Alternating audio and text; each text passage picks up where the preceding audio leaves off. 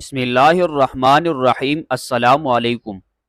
سیدنا عمر رضی اللہ تعالیٰ عنہ کے پاس کعب اسدی رضی اللہ تعالیٰ عنہ تشریف فرماتے ایک خاتون آئی اور آ کر کہنے لگی، امیر المؤمنین، میرا خاوند بہت نیک ہے، ساری رات تہجد پڑھتا رہتا ہے اور سارا دن روزہ رکھتا ہے۔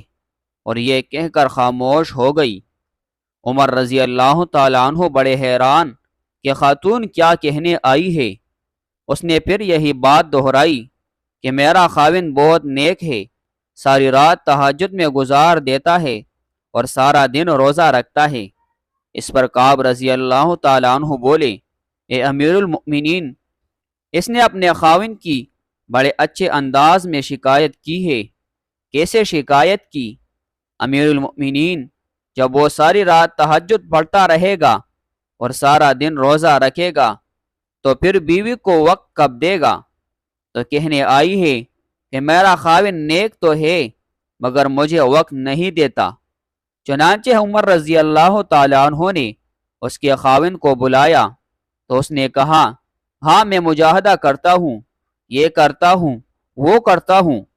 حضرت عمر رضی اللہ تعالیٰ عنہ نے حضرت کعب رضی اللہ تعالیٰ عنہ سے کہا کہ آپ فیصلہ کریں۔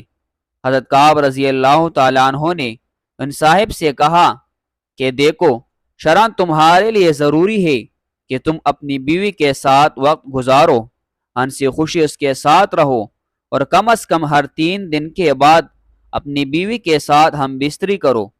خیر وہ میاں بیوی تو چلے گئے تو عمر رضی اللہ تعالیٰ عنہ نے ابی بن کعب رضی اللہ تعالیٰ عنہ سے پوچھا، آپ نے شرط کیوں لگائی کہ ہر 3 دن کے بعد بیوی سے ملاپ کرو؟ انہوں نے کہا، دیکھیے، اللہ رب العزت نے مرد کو زیادہ سے زیادہ 4 شادیوں کی اجازت دی، چنانچہ اگر 4 شادیاں بھی کسی کی ہو تو 3 دن کے بعد پھر بیوی کا نمبر آتا ہے۔ تو میں نے اس سے کہا کہ تم زیادہ سے زیادہ 3 دن عبادت کر سکتے ہو، 3 دن کے بعد ایک دن رات تمہاری بیوی کا حق ہے، تمہیں گزارنا پڑے گا۔ تو دیکھو شریعت انسان کو کیا خوبصورت باتیں بتاتی ہے۔